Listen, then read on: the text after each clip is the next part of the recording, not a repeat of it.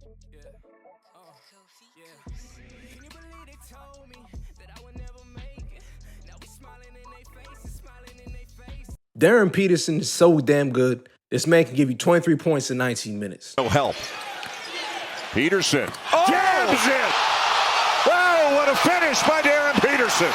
You talk about explosive. Darryn Peterson gets that screen up top, gets a little head of steam, and just goes right over the top. But now we're talking about why you keep leaving the damn game, bro. Like, why can't you stay in the game? Extra pass, McDowell, White.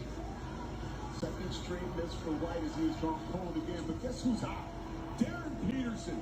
Give him 23 points. It's starting to create a trust issue because we don't know if it's cramping or if it's load management. Now, his most recent game, he played Oklahoma State. Peterson scored 23 points in 19 minutes. Then he subbed out early in the second half and didn't return because of cramping. Now, I'm not going to call the kid soft because the kid's not soft, man. He's definitely a potential first-round draft pick and a first overall pick. Definitely a lottery pick nonetheless. But it does raise concern, right? The NBA doesn't draft highlights. They draft availability. Let me repeat that. They draft availability. Teams do not want to donate a big bag of money to a guy who can play half the season because he's injury prone. You already in college and you're already injury prone.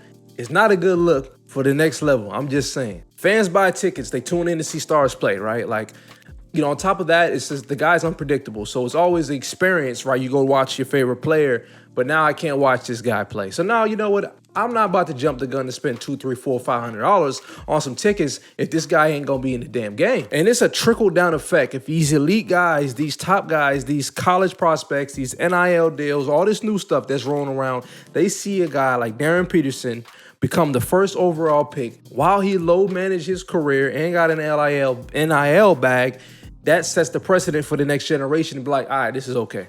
This is cool because we seen him do it. This very much so may be an issue with his draft stock. Of course, before, you know, teams have doctors that have physical evaluations and things of that nature.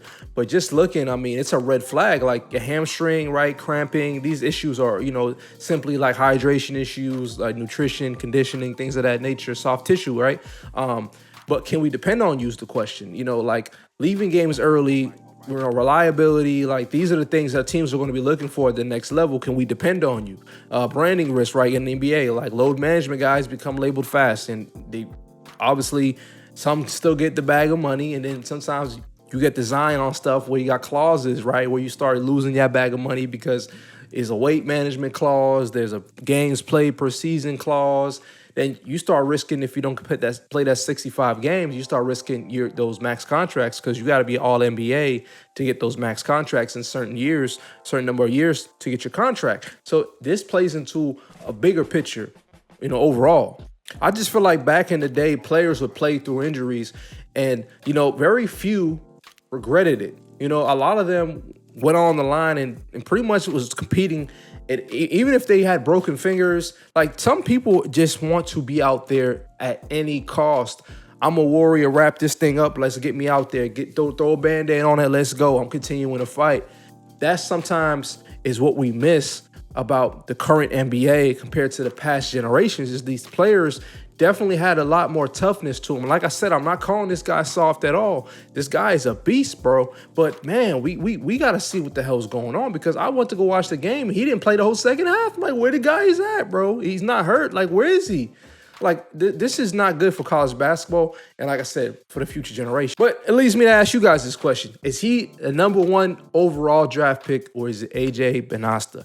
Now, AJ is from my hometown of Brockton, Massachusetts, bro. So that man is a homegrown product, man, and he might be the first pick. But they're saying Darryn Peterson's creeping up into that conversation and it might be him. However, with this injury stuff, it leaves me a lot of people, you know, questioning, is this guy worth that pick? You know, is he really going to be worth me spending this money on him and then he get hurt a lot? I don't know, man. These are the things we got to keep an eye out for. So if you're new to the channel, my name is Tyler. This is Tyler Rose TV. I'm going to see you guys in the next video, and I hope y'all have a good weekend, man. All right, peace.